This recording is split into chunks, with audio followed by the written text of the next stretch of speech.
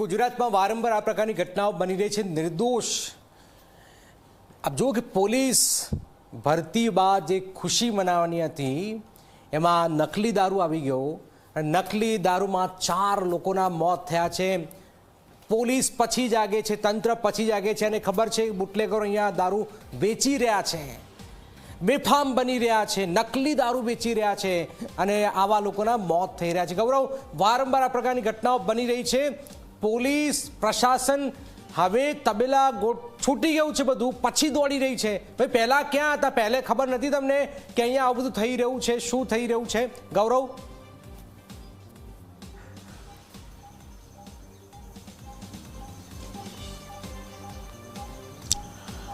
જનક, વાત કરીએ તો સૌથી મોટી ચોંકાવનારી ઘટના એ કહેવાય કે જે એક વ્યક્તિની પોલીસ ભરતીમાં પસંદગી થઈ કે જેના માથે કે જે ભવિષ્યમાં જેને કાયદાનું પાલન કરવાનું છે, ગુજરાતમાં જ્યારે દારૂબંધી હોય ત્યારે દારૂ ના વેચાય તેનું ધ્યાન રાખવાનું છે, એ યુવક કે જેની પોલીસમાં ભરતી થાય છે અને તેની ઉજવણી કરવા માટે પાર્ટી કરે છે, એ યુવક પણ અત્યારે હાલ ગંભીર અવસ્થામાં હોસ્પિટલમાં દાખલ છે. આ જે ઘટના બની એ ખરગડી ગામે આપણે ઊભા છે અને ખરગડી ગામના ઉપસરપંચ આપણી સાથે જોડાયા છે, તેમની સાથે વાત કરીશું કે શું ઘટના થઈ હતી. હરદેવસિંહ, કયા પ્રકારની સ્થિતિ હતી? આજે 16 કે 17 તારીખની વાર્તા છે, શું થયું હતું ગામમાં? સાહેબ, 16-17 તારીખે ગામમાં પાર્ટી હતી 500 યુવકોને. એ ગમે ત્યાંથી ઇંગ્લિશ દારૂની બોટલ લાવ્યા અને એમાં આ લઠ્ઠામાં ઓલું થયું. એના હિસાબે આ પરિસ્થિતિ થઈ. અમારા ગામમાં 500 યુવાનો હજી દાખલ છે ગામમાં અને પરિસ્થિતિ અત્યારે તો સારી છે.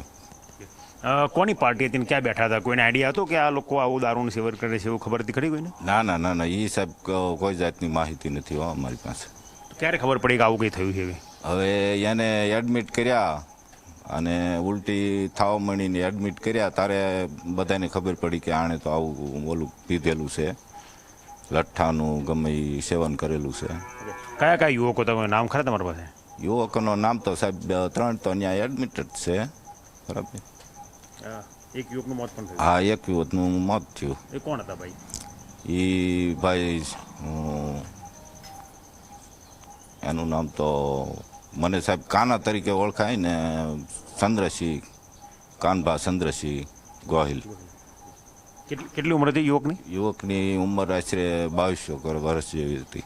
ઓકે. આ જે 4-5 લોકો જે પાર્ટી કરતા હતા એમને ભૂતકાળમાં આવી કોઈ પાર્ટી કરી એવું કે ધ્યાનમાં હતું કે એમને કહું કે દૂષણ દેવું કે ખબર જ? ના ના ના ના સાહેબ, કોઈ દૂષણ નહોતું. કોઈ દૂષણ કોઈ એકે અમારા જુવાનદળોમાં એકે કોઈ જાતનું દૂષણ નહોતું. આ તો કોકની સંગાથે સડીને આવી રીતનું ઓલું થયું. બરાબર. કોઈ દૂષણ કોઈ નહોતું. આજે બીજા 3 કે 4 યુવકો જે અત્યારે હાલ બીમાર છે એમને હોસ્પિટલમાં દાખલ કર્યા છે, એ લોકોની સંગત આવી હતી કે એ લોકો પહેલાં કોઈ જગ્યાએ દારૂ પીધો હોય કે વ્યસન કર્યું એવું કંઈ ઘટના ખરી? હા સાહેબ, એ તો અવારનવાર જે બંધાણી હોય એ અવારનવાર પીતા જ હોય. એ 2-3 જણા એવા છે, એને તો એડમિટ છે ને અમુકને રજા આપી દીધેલી છે. બરાબર. એને નાની કોઈ નિસ્બત નહોતી. આ નોખવું હતું ને એ આ તો માલ કટિંગ થયો હોય એટલે ગમે ત્યાં જાય. દાખલા તરીકે હું લઉં, તમે લો, ગમે એ લેવાના છે. એ બાબતથી બીજા યુવકને ઓલું થયું, બાકી આ પાર્ટીમાં બીજા કોઈ નહોતા. આ જે યુવકનું જે અવસાન થયું છે એના પરિવારની સ્થિતિ કેવી છે? કોણ કોણ છે પરિવારમાં? પરિવારમાં સાહેબ એક એને બા છે, બીજું કોઈ નથી. 3 બહેનું છે, 3 બહેનોને વળાવી દીધેલા છે. એક એને બા સિવાય બીજું કોઈ નથી ઘરમાં. એના પિતા એક્સપાયર થઈ ગયેલા છે, એનું મૃત્યુ થયેલું છે. ઓકે. બાકીના જે લોકો દાખલ છે એમની સ્થિતિ કેવી છે? એની સ્થિતિ બહુ સારી છે અત્યારે. અને જે એક તમારા ગામનો યુવક જે પોલીસમાં ભરતી થયો તો એને આ પાર્ટીનું આયોજન કર્યું હતું, એની સ્થિતિમાં શું છે? હા, એની સ્થિતિ બહુ સારી છે અત્યારે. શું તમે ગામના ઉપસરપંચ છો તો શું હોવું જોઈએ? તમે શું માનો છો આવી જે ઘટનાઓ ના થાય એના માટે શું કરવું જોઈએ? હું તો સરકારને એક જ વિનંતી કરું છું કે આમાં કડક ને કડક કાયદા બનાવવા જોઈએ અને કડક અમલ થવો જોઈએ. કાયદાનો અમલ જ નથી થતો સાહેબ. કાયદો હોય એનો અમલ જ નથી થતો. આ લઠ્ઠાકાંડ કહે અત્યારે આ એક જાતનું લઠ્ઠાકાંડ જ છે સાહેબ, બીજું કાંઈ નથી. પણ આ લઠ્ઠાકાંડની બદલે ક્યાંય આડા માર્ગે ઓલું થાય. બરાબર. લઠ્ઠાકાંડનું આવશે જ નહીં કાંઈ. 5 દિવસ પછી તમે જોશો તો લઠ્ઠાકાંડનું કોઈ વસ્તુ નહીં આવે એમાંથી. આવી જ ઘટના થઈ કે યુવકોએ દારૂ પીધો હતો, આના માટે કોણ શું જવાબદાર? કઈ રીતે થઈ શક્યું? સાહેબ, સરકાર જ જવાબદાર હોય ને. સરકાર ને પોલીસ જવાબદાર, બીજું કોણ જવાબદાર હોય? પોલીસ જવાબદાર, પહેલા પોલીસ જવાબદાર, પછી સરકાર જવાબદાર હોય ને. બરાબર. કેમ સરકાર પોલીસને, કાયદો વ્યવસ્થા પોલીસની હાથમાં હોય ને, કાયદો વ્યવસ્થા જે જાળવવી એ પોલીસને હોય ને. આભાર. તો આ હતા હરદેવસિંહ ખરકડી ગામના ઉચ્ચ પ્રવક્તા છે, જેમનું સ્પષ્ટ કહેવું છે કે કાયદો અને વ્યવસ્થાની પરિસ્થિતિ જાળવવાની જવાબદારી પહેલાં પોલીસ તંત્રની, ત્યારબાદ સરકારની છે. એટલે આ જે ઘટના થઈ છે તેને સીધી રીતે તેઓ સરકારને જવાબદાર ઠેરવી રહ્યા છે. તેમનું સ્પષ્ટ કહેવું છે કે જે એક યુવકનું અવસાન આ ઝેરી દારૂ પીવાના કારણે થયું છે, તે કોઈની સંગતમાં આવ્યા પછી દારૂ પીવા માટે બેઠો હતો અને તેનું આ ઘટનામાં મોત થયું. સૌથી મોટી વાત એ છે કે તેના પરિવારનો કમાતો એકમાત્ર દીકરો હતો. તેમના પરિવારમાં તેમની માતા છે, તેમની 3 બહેનો છે કે જેમના લગ્ન થઈ ચૂક્યા છે, તેમના પિતાનું પણ અવસાન થઈ ચૂક્યું છે. એટલે હાલ સ્થિતિ એ છે કે યુવકનું મોત થતાં તેમના માતા એકલા અત્યારે ઘરે છે. બિલકુલ ગૌરવ, આપણી પાસે આવ્યા છે. એક ખૂબ જ ગંભીર સવાલ છે. વારંવાર આ પ્રકારની ઘટનાઓ ગુજરાતમાં બની રહી છે. સવાલ એ છે કે આ બુટલેગરો પાસેથી શું પોલીસ હપ્તા લઈ રહી હતી? શું પોલીસ વારંવાર બદનામ કેમ થઈ રહી છે? પોલીસના આંખ નીચે આ બધું ચાલે છે. ગલીએ ગલીએ, તાલુકાએ દારૂ વેચાય છે, બેફામ દારૂ વેચાય છે.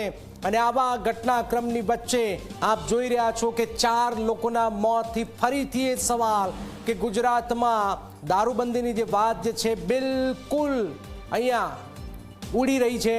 વારંવાર સવાલો થઈ રહ્યા છે. આપ જો કે 8થી વધુ આરોપીની અટકાયત તો થઈ, પણ શું પોલીસને ખબર નથી કે આ બુટલેગરો દારૂ વેચી રહ્યા છે? આ સૌથી મોટો સવાલ છે. ખરખડી ગામના ઉપસરપંચે મોટો દાવો કર્યો છે. આ સૌથી મહત્વપૂર્ણ ખબર છે. દારૂબંધીનો કોઈ અમલ થતો નથી. પોલીસ, સરકાર જિમ્મેદાર છે. ઉપસરપંચે વાત કરી છે લઠ્ઠાકાંડ બહાર નહીં આવે, 5 દિવસ બાદ બધું ભૂલાઈ જશે. ઉપસરપંચે આ વાત કરી છે.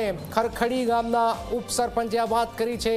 સીધો પોલીસ પર પ્રહાર કર્યો છે કે હપ્તા પહોંચે છે.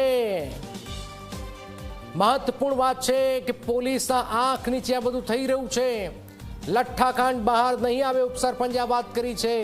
વારંવાર ગુજરાતમાં આ પ્રકારની ઘટનાઓ બની રહી છે અને આ ઘટનાઓ બાદ પણ કોઈ પણ જાતનો સબક લેવામાં નથી આવી રહ્યો. અને વધુ એક ઘટનાક્રમ ગુજરાત માટે નાલેશી બહાર આવી રહી છે, કારણ કે વારંવાર હપ્તા રાજમાં જોઈ રહ્યા છો કે વારંવાર પોલીસ સામે હપ્તાના આક્ષેપો થાય છે. વારંવાર શું પોલીસને ખબર નથી કે અહીંયા બુટલેગરો દારૂ વેચી રહ્યા છે? શું પોલીસને ખબર નથી કે અહીંયા નકલી દારૂ વેચાઈ રહ્યો છે? તો આ ઘટનાક્રમની વચ્ચે 4 લોકોના મોત થયા છે. 8થી પણ વધુ આરોપીની અટકાયત થઈ, પણ ઘટના બાદ પોલીસ દોડી રહી છે. પહેલા શા માટે નહીં? શું પોલીસને ખબર નથી? શું પોલીસ હપ્તા લેવામાં જ મસ્ત છે? હપ્તાથી જ બધું થઈ રહ્યું છે?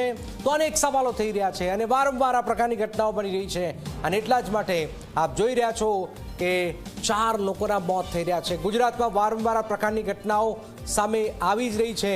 અને આ ઘટનાક્રમની વચ્ચે આપ જોઈ રહ્યા છો કે વધુ એકવાર ગુજરાતમાં લઠ્ઠાકાંડની ચર્ચા ખૂબ જ થઈ રહી છે અને 4 વ્યક્તિઓના મોત થઈ ચૂક્યા છે. આખા ગામ અને આખા પંથકમાં હવે ચર્ચા થઈ રહી છે કે આ 15 પેટી નકલી દારૂ બનાવવાનો ખુલાસો પણ થઈ રહ્યો છે.